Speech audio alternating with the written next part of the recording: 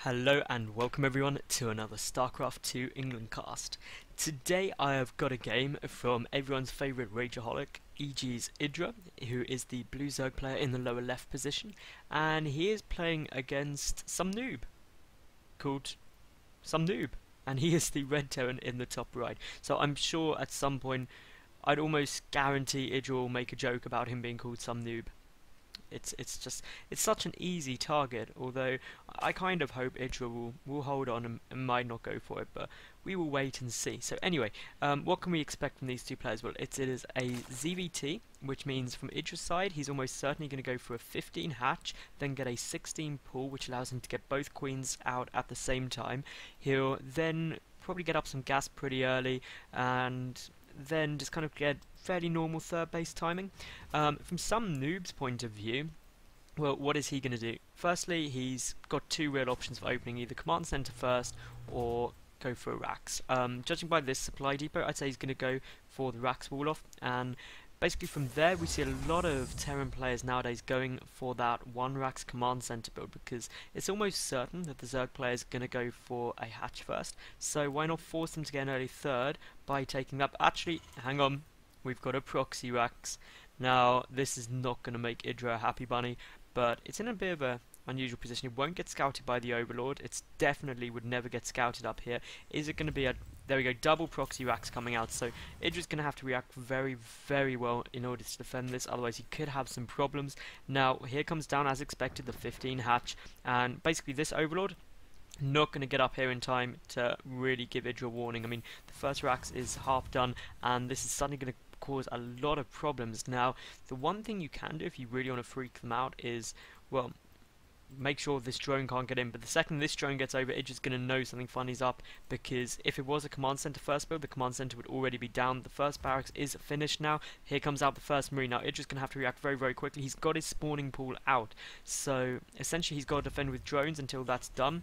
And now this second supply depot, and the fact that there isn't a barracks here, EGIdra's immediately going to know what's up. He's going to look around, he's going to see no gas. That in itself is a big tell. No gas, no command center, and no barracks. Basically says, I'm cheesing you with a proxy Rax. That is what you should expect. Now already we've got some marines coming out. These two SCVs are coming as well, so we are definitely going to see a bunker come down. We've got a drone coming down just to check to see what's going on, trying to do anything he can to really hold this off, but well, this is where problems are going to come. The bunker is gonna get denied. Now that was good on itself. Here comes all the other drones, and now EGIdrA is in a great spot. He's pulled all the drones, he's denied the bunker. The Zerglings are on the way, so for the moment SomeNoob is gonna struggle. Here comes down the spine. This is absolutely essential, but the double bunker does go down, and now this is where EGIdrA is gonna have some problems. How do you deal with this? Well, the spine is already on its way, the Zerglings are on their way out, but a third bunker even coming down now, so effectively walling EGIdrA in. That means the Zerglings are not gonna be able to get to the marines, and we'll be forced just to fight up against the bunkers. And well, as the marine numbers stream in, it's going to get harder and harder to deal with. And if this bunker does finish, well, it's just going to have a big problem. But doing exactly the right thing, getting up a load of spine crawlers and just really ignoring it. But this front spine, that may be forced to cancel because it is within firing range, but does actually allow it to finish, but pulls it back. That spine does survive. That in itself is pretty essential, but wants to keep these marines back for as long as possible. EGIdrA really, if you are ever a Zerg player in this situation, look at what EGIdra's doing. He's playing very, very calm and patiently. If you try and rush it, you can get absolutely huge problems, but by getting these spines up, this push is going to get basically knocked down very, very quickly. And if you take a look here, there is nothing behind this. It's literally pretty all in. EGIdra's got his natural base up, he's getting a good number of Zerglings, hasn't started speed yet. Don't get gas, you don't need gas against this. You just need those Zerglings. These spines are coming in a very good spot. They are attacking. Don't run in with the Zerglings too early, that would be a bad move. But for the moment, these two bunkers, they're getting hit. I mean, spines outrange bunkers slightly, so you can always just keep doing this and just be happy. And well, one bunker is going to go down. Those marines are going to come out of it very, very quickly. And now EGIdrA can stream through with all these Zerglings, but there's still two bunkers up. Another one does fall, and EGIdra's lost quite a few Zerglings here, but he's now got just this one bunker, which is so far out of the way. And with only 4 marines, there's very little SomeNoob can do. If we look at the loss tab, not actually too much more loss for EGIdrA yet, but suddenly this is going to be a big problem. The bunker will be salvaged, and EGIdrA has successfully held so far. And these two racks now have an awful long distance back to go, and well, all of this time, they're not producing. That's a problem for a start. SomeNoob doing the right thing here. If your push fails, just get a command center down as soon as you can. Getting a second command center as well, so while this is really risky, it's his only opportunity to essentially get back into this game. EGIdra's now in really exactly where he wants to be. If we look at the work account, it is pretty even still, but EGIdra's got that second base up. Now he's injecting and only making drones. He's going to be in such a good spot. These Marines still just poking and prodding around, but with these 3 spines up here, EGIdra is so well defended at the moment. He is absolutely on the money, and well, we see more racks coming down, so well, a lot of racks coming down, so essentially SomeNoob is going to follow this up with, well, Marines are good unit up, let's just build a lot of them. And actually it can be really effective. EGIdra needs to get banelings out to deal with this very, very quickly. Moving those spines forward, so getting vision with the overlords. We'll know these Marines are here. These Marines won't be able to push through 3 spines. 1 very low. The 2 extra queens coming out, they're going to be super helpful, not only for creep spread, but also transfuses later on these spines to keep them up. And EGIdra's overlord is going to see these 3 racks, which in itself is quite a tell. Getting 3 racks out, no add-ons at all. Basically says there's something behind this. He doesn't know there's no gas down. He knows there's no 4th gas at least, but I mean, to be fair, it's quite common you get a follow-up such as this of just mass Marine against Zerg, because, well, his push failed. It was a pretty all-in-ish push. If we look at the work account now, 43 to 28, how does that reflect in the income? Well, not very well. Even both just mining minerals at the moment, even though mules are taken into account, SomeNoob is just so far behind in terms of mineral income. It is in a great spot, but once this 3rd orbital command really comes into play, it will allow the Terran to catch up slightly, but EGIdra is getting his 3rd base down. That's going to be absolutely essential. 2 gas are being taken at the moment. EGIdra just taking his first 2 gas, also getting a 3rd up, so needs to transition into banelings relatively quickly. Moving 1 overlord up will be interesting to see if he sacrifices that in just to get the scouting information. These Marines not doing very much at all at the moment. Quite a few more Marines are built up. Was 1 overlord taken out?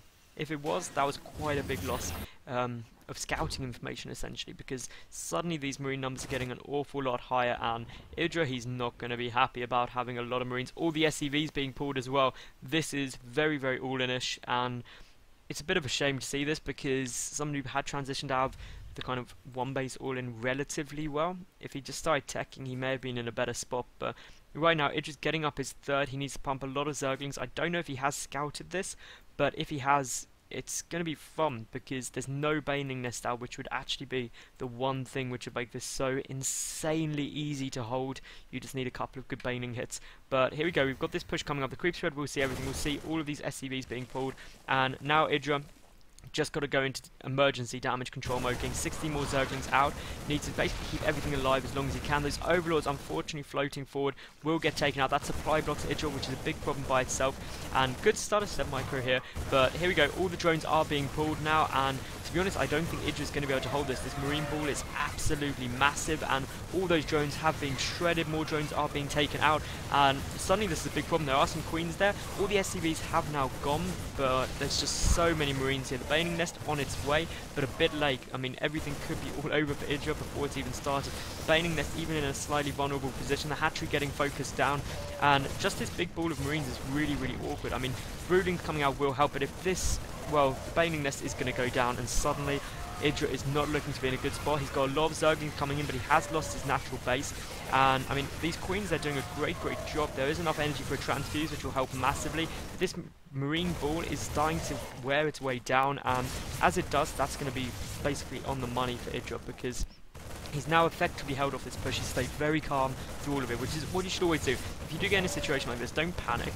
Just systematically approach it. But more Marine reinforcements are on their way over, and without the banelings, they're going to become very, very difficult to deal with. All the spines have now been killed. The overlords getting picked off, and well, speed is finished for EGIdra, and these 2 queens are going to be essential, but no transfuse energy on the one with more health, and one is very nearly getting taken out. But how many drones have been killed? 28 drones have been killed by SomeNoob. But here comes in EGIdra with all those Zerglings. He does get a nice round, but the trouble is Marines in a ball just engage so effectively against Zerglings. I mean, cost effective wise, EGIdra's going to have trouble, and if we actually take a look, you'll see that almost double the resources lost by EGIdra. He also lost his natural base, and behind this, the Terran has taken up his 3rd base. Now reactors adding on here as well. Tech labs coming down, stim is half done, and EGIdra, he really needs some banelings. He's going to try and harass this 3rd base, may force the lift.